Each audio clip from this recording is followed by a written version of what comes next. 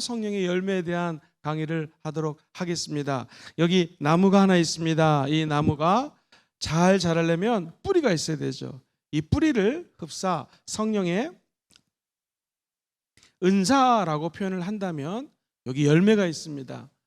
대표적인 게 오늘 읽었던 사랑, 희락, 화평, 오랩, 참음, 자비, 양성, 충성, 온유, 절제와 같은 열매를 맺는 것, 이것을 우리는 성령의 열매라 얘기를 합니다. 자, 성령의 열매도 누구를 통해서 맺을 수 있습니까? 성령님을 통해서. 성령의 은사도 누가 주시는 거예요? 성령님이 주시는 거예요. 특별히 성령의 은사는 우리가 계속해서 강의를 들으면서 하나님의 은혜, 예수 십자가의 은혜의 결과가 바로 이 카리스마, 은사라고 말씀을 드렸습니다. 카리스는 은혜, 영어로는 grace가 되고 마자는 결과를 나타내는 전미사이기 때문에 카리스, 은혜 더하기 그 결과가 성령의 은사가 나타난다고 그랬습니다. 성령의 은사 다 받으십시오. 성령의 은사는 이 땅에서 하나님이 일하면서 저와 여러분들에게 부어주시는 선물입니다. 은사가 있으면 사역을 하고 하나님 일을 하는데 너무나 큰 도움이 됩니다. 자, 그런데 이 은사는 모든 성도들마다 은사가 같다 틀리다 다 다릅니다. 그렇죠? 하나님 일을 할 때 어떤 분들은 이런 은사, 또 다른 분들은 다른 은사를 통해서 하나님의 사역을 같이 힘을 합하여 할 수가 있습니다. 어떤 사람도 독불장군으로 하나님 일을 할 수가 없습니다. 하나님 나라는 서로 다른 은혜의 결과로 부어진 은사를 통해서 사역을 합니다. 그래서 다른 사람과 내가 은사가 틀린 것은 당연한 것입니다. 그러나 성령의 열매는요, 모든 사람들이 다 맺어야 됩니다. 시작. 성령의 열매는 모든 성도들이 다 맺어야 됩니다. 그래서 이 원어로 보면은요, 헬라어로 열매는 단수로 되어 있습니다. 단수. 대표적인 것이 포도나무죠. 포도가 이렇게 있으면은 한 포도에 여러 가지 포도송이가 열려 있듯이 여기 귤이 있습니다. 오렌지가 있습니다. 오렌지를 까면은 오렌지 안에 여러 가지 갈래가 있지만 한 오렌지, 한 귤인 것처럼 성령의 열매는 모든 사람들이 다 맺어야 돼요. 그런데 이것은 복수로 되어 있어요. 그래서 믿음의 은사, 신유의 은사, 영분별의 은사, 지식의 은사, 지혜의 은사, 기타 등등의 은사들은 다 복수기 때문에 여러 사람들이 나눠 갔지만 얘는 하나의 열매, 즉 여기 계신 모든 우리 성도님들이 사랑, 희락, 화평, 오래 참음, 자비, 양성, 충성, 온유, 절제 같은 성령의 열매는 다 맺어야 된다라는 것입니다. 성경에 보면은 갈라디아서가 16절 이하에 5장 16절 이하에 가만히 읽어보면은요, 대조되는 두 가지 단어가 나옵니다. 그것은 뭐냐면 성령과 육체를 항상 대조해서 얘기합니다. 육신을 따르는 자는 육신의 일을, 영을 따르는 자는 영의 일을 생각하나니 육신의 생각은 사망이요 영의 생각은 생명과 평안이다. 성경은 육체와 성령을 굉장히 분리해서 얘기를 많이 합니다. 그런데 19절부터 21절에 보면은 육신의 일들을 기록을 하고 있습니다. 같이 읽어볼까요? 시작. 육신의 일은 분명하니 곧 음행과 더러운 것과 호색과 우상숭배와 주술과 원수 맺는 것과 분쟁과 시기와 분냄과 당짓는 것과 분열함과 이단과 투기와 술취함과 방탕함과 또 그와 같은 것들이라. 전에 너희에게 경계한 것 같이 경계하노니 이런 일을 하는 자들은 하나님의 나라를 어떻게 해요? 유업으로 받을 수가 없다라는 거예요. 그래서 성령을 따르는 사람들은 하나님의 신령한 은혜와 은사, 하늘의 유업을 받을 수가 있고, 육신을 따르는 사람들은 하늘나라의 유업, 대부분의 영어 성경은 heritage로 이렇게 번역이 되어 있거든요. 우리 부모가 죽으면 유산을 남겨주듯이 저 하늘에도 엄청난 하나님의 유업과 유산들이 있어요. 이걸 받을 수 있는 사람은 성령을 따르는 사람들이 받을 수 있다는 거예요. 자, 하나님의 나라의 유업을 받지 못하는 자들, 육신을 따르는 사람들. 그런데 성령의 열매를 맺는 사람들은 하나님의 열매를 맺음으로 말미암아 24절에 보면은 육신으로 사는 사람들과 달리 한번 같이 읽어볼까요? 시작. 그리스도 예수의 사람들은, 성령의 열매를 맺는 사람들을 그리스도 예수의 사람들이라고 정리를 합니다. 즉 성령의 열매를 맺고 싶으시면 아멘 해볼까요? 성령의 열매를 맺으려면 그리스도 예수의 사람이 되어야 된다는 거예요. 24절은 아예 이렇게 얘기하죠. 육체와 함께 그 정과 내 마음에 있는 감정과 욕심을, 탐심을 십자가에 꽝꽝꽝 못 박여 죽였다라는 거예요. 그래서 성령의 열매는 결국 내가 예수와 함께 죽으면 내 안에서 성령이 열매를 맺는 거예요. 한번 따라 볼까요? 예수님 죽음 내 죽음, 예수님 부활 내 부활, 예수님 성령 내 성령, 예수님의 보혈의 공로를 의지하며 십자가에 죽는 사람은 내가 죽었기 때문에 이제 아름다운 뿌리로부터 성령의 9가지 열매를 맺을 수 있다는 것입니다. 여기 계신 모든 분들이 성령의 열매 맺기 전에 예수 그리스도와 함께 십자가에 다 죽어져 버리고 우리는 온데간데 없고 예수가 드러나는 이러한 아름다운 성령의 열매를 맺는 사람들 되시기를 주의 이름으로 축원드립니다. 또 하나, 이 열매를 맺는 방법은요, 예를 들면 여기서부터 저와 여러분들이 구서역을 가려고 합니다. 그럼 59번, 81번, 29번 버스를 타고 갈 수도 있겠고, 걸어갈 수도 있겠고, 운전해서 갈 수도 있지 않겠습니까? 또는 물어물어 갈 수도 있고, 아파트 단지를 지나서 갈 수도 있고, 산복도로로 갈 수 있고, 산중도로 갈 수 있고, 택시 타도 되고, 할렐루야! 가는 길이 무지무지 많지 않겠습니까? 그런데 성령님이 구서역까지 가는 데에 올바른 길을 안내해 주시는 것이죠. 그것이 한번 따라해 볼까요? 하나님의 말씀. 하나님 말씀을 늘 먹는 사람들은 성령의 열매를 맺을 수가 있습니다. 그런데 말씀을 읽지도 않고 묵상하지도 않고 이렇게 듣지도 않고 공부하지도 않은 사람들은 열매를 맺을 수가 없어요. 왜냐하면 성령의 열매는요, 하나님의 말씀을 먹고 무럭무럭 성장하며 맺어져 가는 것이 성령의 열매이기 때문에 그렇습니다. 그래서 열매 맺는 그리스도인은 어떤 그리스도인인가? 성경에는요, 성령의 열매 말고 같이 한번 저를 따라해 볼까요? 빛의 열매.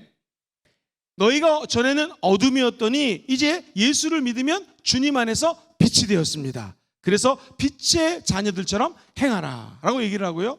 또 성경에서 얘기하는 열매 중에 하나는요, 의의 열매. 시작. 의의 열매. 성경은요, 빌립보서 1장 11절에 예수 그리스도로 말미암아 의의 열매가 가득하여 하나님의 영광과 찬송이 되기를 원하노라. 그러니까 성령의 열매, 의의 열매, 빛의 열매를 맺으려면 첫 번째, 예수 그리스도와 함께 죽으면 내 안에 어둠이 떠나가고 성령의 빛이 임합니다.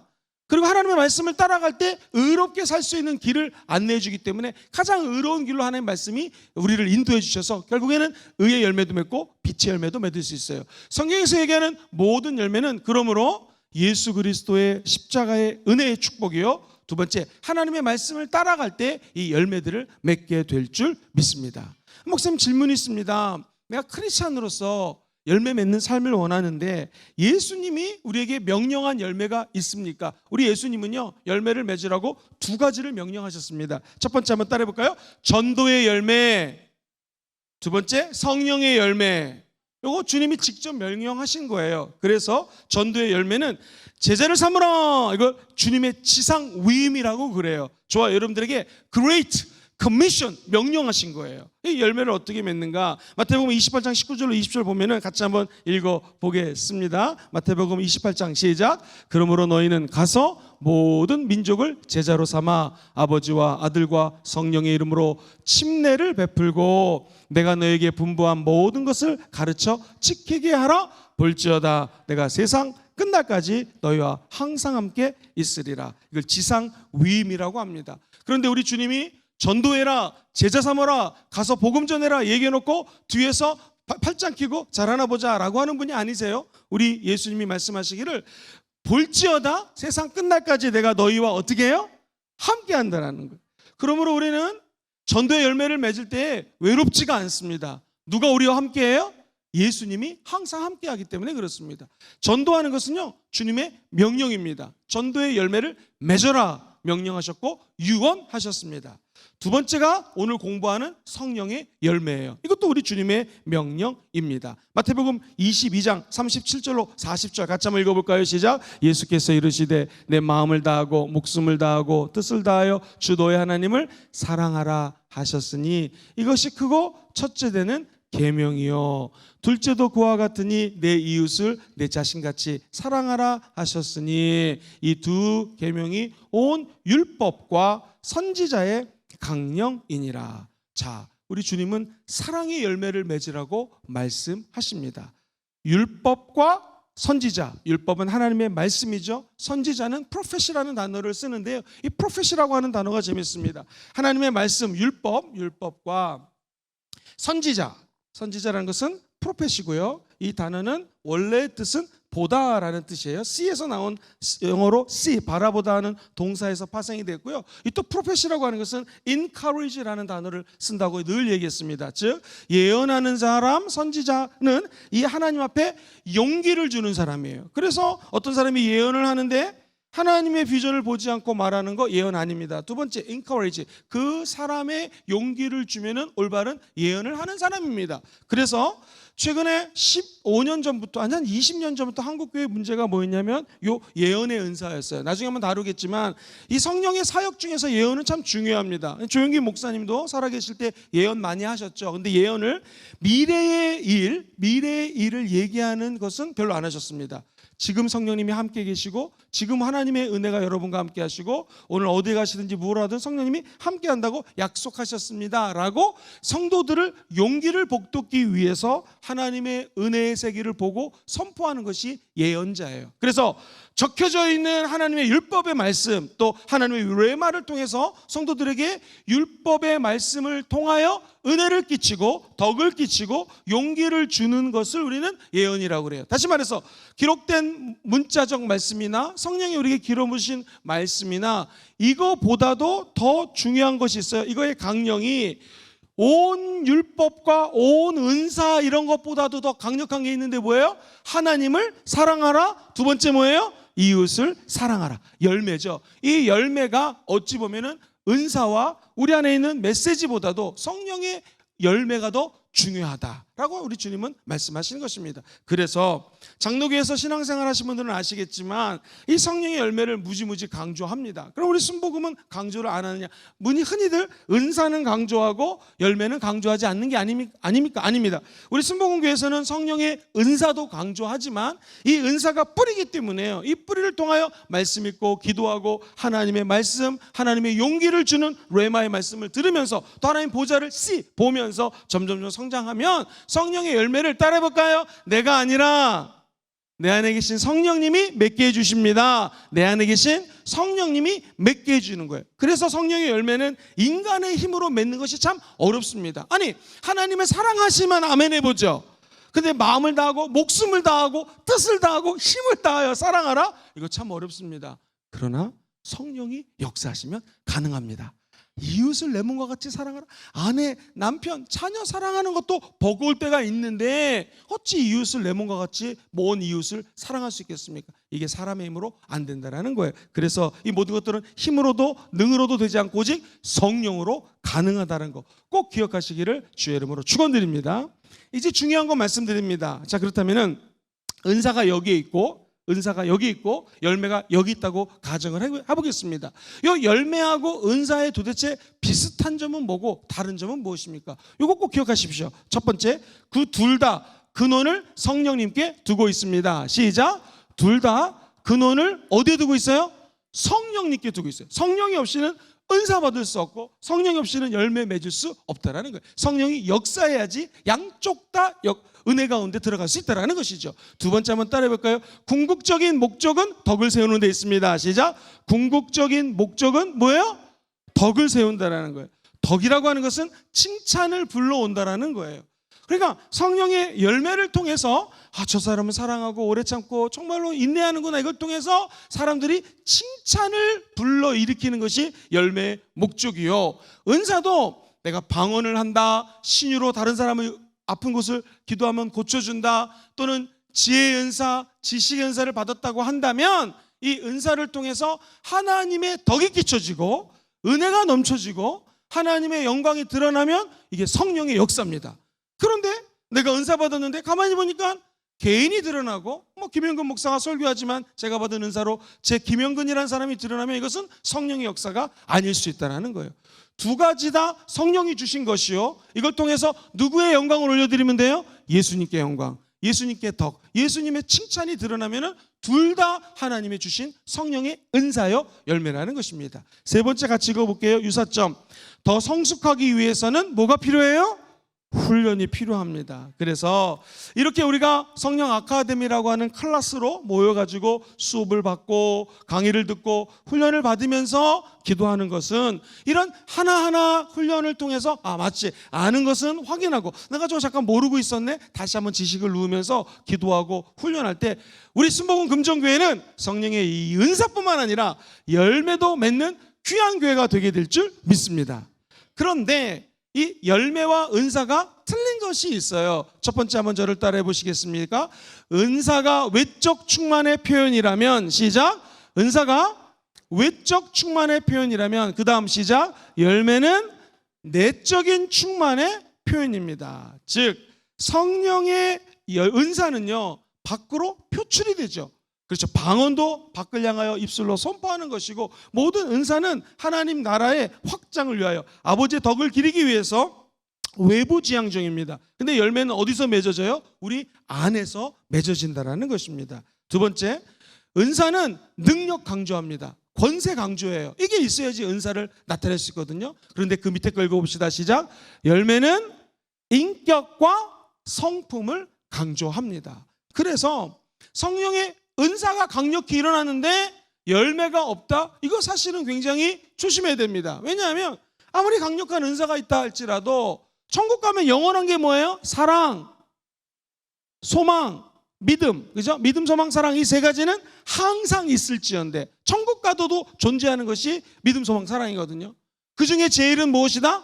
사랑이잖아요. 그러니까 이 천국까지 영원한 열매는 지속이 되는데 은사는 이 땅에 살면서 저 같은 경우에는 목사잖아요. 담임 목사로서 설교하고 우리 목회를 하는데 하나님 주시는 은사를 통해서 일하는 것이지 이 은사는 어찌 보면 영원한 게 아니에요. 천국 가면 예수님이 계시기 때문에 감히 김영근 목사가 이렇게 강의하고 설교 안 할 거예요. 예수님이 하실 것입니다. 그죠? 누가 감히 예수님 앞에서 강의할 수 있겠습니까? 설교할 수 있겠습니까? 그러니까 은사라고 하는 것은 제한적으로 많은 은사 가운데 나에게 준 제한적인 은사를 통해서 이 땅에서 교회를 섬기고 예수님 나라 확장을 위해서 하나님이 부어주신 은혜일 뿐이고 그러나 열매는 천국까지 가서도 지속적으로 맺어지는 것이 더 영원한 것이 열매다라고 생각하시면 틀림이 없습니다. 세 번째 한번 같이 읽어볼게요. 교재에 나오는 말 시작. 모든 사람이 같은 은사를 소유할 수는 없지만 열매는 어떻게 해야 돼요?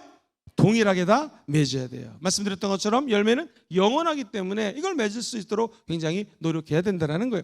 목사님 그러면 좀 구체적으로 성령의 열매를 맺을 수 있는 방법이 무엇입니까?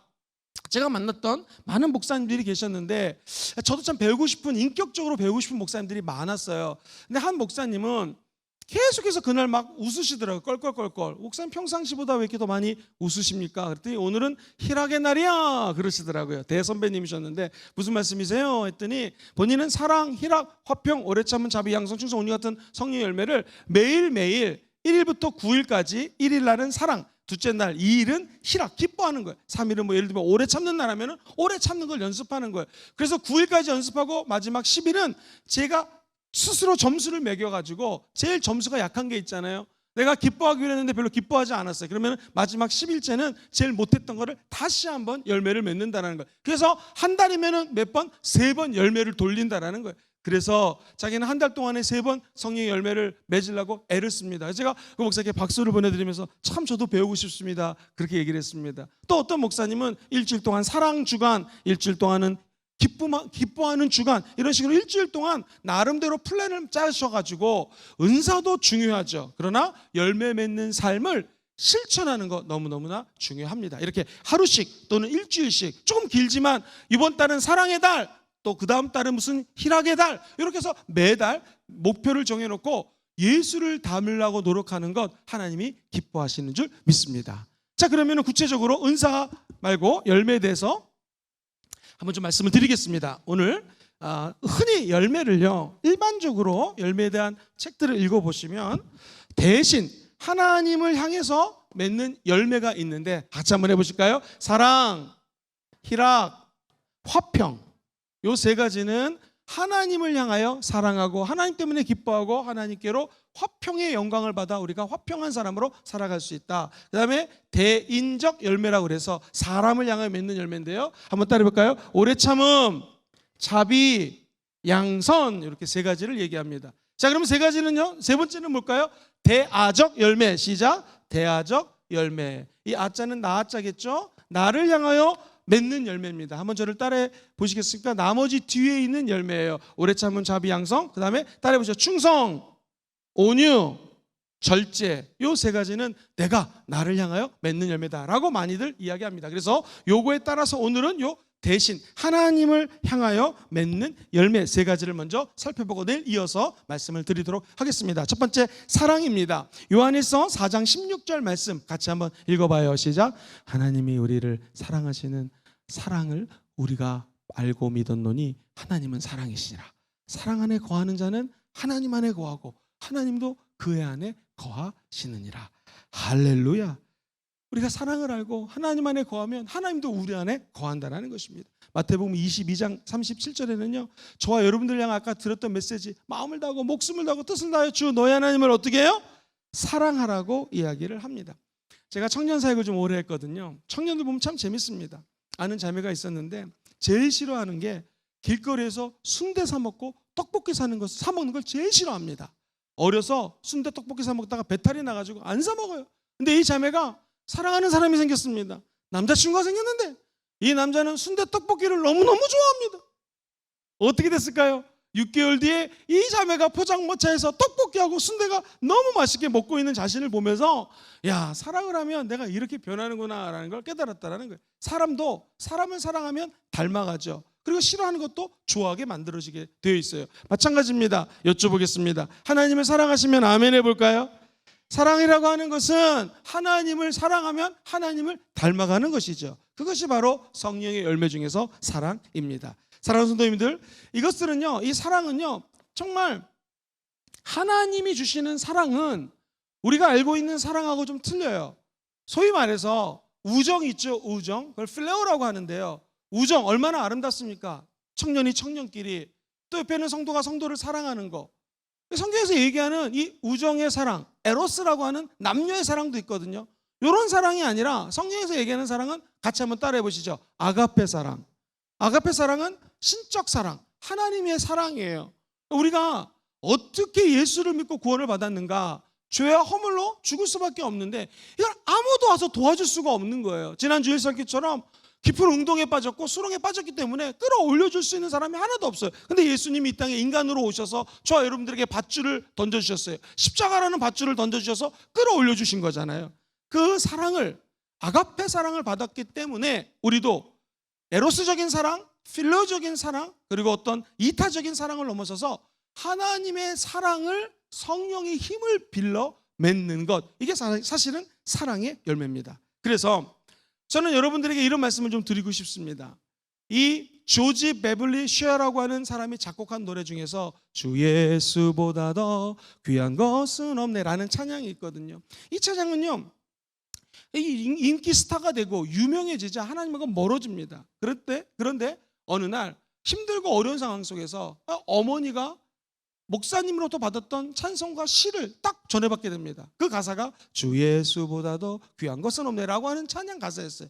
피아노에 앉아가지고 작곡을 합니다. 그리고 그 찬송가를 만들게 됩니다. 그가 깨달은 것은 뭐냐면 이 세상에서 인기를 끌고 돈을 벌고 명예가 올라간다 할지라도 주 예수를 사랑하는 것보다 더 귀한 것은 없다라는 것이죠. 우리도 마찬가지입니다. 힘들고 어려울 때는 마음을 다하고 뜻을 다하고 힘을 다하여, 우리 마태복음에 나오는 말씀이 사실은 신명기 6장 5절 말씀이거든요. 내가 하나님을 사랑한다고 얘기를 해요. 근데 사람이 명예를 얻고 조금씩 높아지면요 교만해집니다. 그때부터는 하나님을 사랑하는 것을 잘못 이용해서 사랑할 수가 있습니다. 또 내 자신을 하나님보다 더 사랑할 수가 있습니다. 심지어 우상을 사랑할 수도 있어요. 남의 얘기가 아니라 우리 모두의 얘기인 거예요. 그럼 우리는 어떻게 살아야지 아가페적 사랑을 맺을 수 있을까요? 한번 따라해 보실까요? 나는 날마다 죽노라. 바울의 고백입니다. 내가 죽으면 하나님의 사랑이 내 안에서 솟아오를 수가 있습니다. 여러분, 사랑할 수 없는 사람 만나면은요, 미운 사람 만나면 그 앞에서 이렇게 외치세요. 속으로 내가 예수와 함께 나는 죽었다. 시작. 내가 예수와 함께 나는 죽었다. 그러니까 이 앞에 있는 사람을 내 힘으로 사랑할 수 없잖아요. 짜증난단 말이에요. 내가 예수와 함께 죽으면 앞에 있는 사람마저도 사랑할 수 있는 힘이 누구로부터? 하나님으로부터 아가페 사랑이 공급되는 거예요. 사업을 하다 보면 원수 같은 사람 만나게 되죠. 어찌 사랑할 수 있겠습니까? 성령의 도우심이 없이는 사랑할 수 없습니다. 자, 사랑만 그렇습니까? 기쁨 보세요. 원래 이 히락이라고 하는 것은 카라라는 단어를 주로 쓰는데 이 말은 어디에 사로잡히다라는 뜻이에요. 여러분, 젊은이가 아까 여자친구 남자친구 생기면 여자친구 남자친구 사로잡히죠. 근데 그 희락이 얼마나 값디까? 6개월, 1년, 6년, 10년 오래 가지가 않아요. 근데 우리가 성령께 사로잡히면 이 기쁨의 열매를 맺을 수 있다는 것입니다. 우리 성경 말씀을 같이 한번 읽어보겠습니다. 성경 히락 스바라서 3장 17절 같이 읽어볼까요? 시작. 너희 하나님 야훼가 너희 가운데 계시니 그는 구원을 베푸실 전능자시니라. 그가 너로 말미암아 기쁨을 이기지 못하시며 너를 잠잠히 사랑하시며 너로 말미암아 즐거이 부르며 기뻐하시리라 하니라. 할렐루야. 이 희락은요, 기쁨은요, 환경에 좌우되는 것이 아니라는 거예요. 성령께 사로잡힌 사람은 환경이 어렵고 힘들고 어려울지라도 기뻐할 수 있는 힘이 성령이 부어준다는 거예요. 오늘 이 밤에 기뻐할 것이 하나도 없어도 성령님 때문에 기뻐하는 밤 되기를 주의 이름으로 축원드립니다. 자, 그러면 이제 화평이라고 하는 열매입니다. 화평은 고린도전서 14장 33절이 가장 잘 이야기하고 있습니다. 같이 읽어볼까요? 시작. 하나님은 무질서의 하나님이 아니시요 오직 어떤 하나님이에요?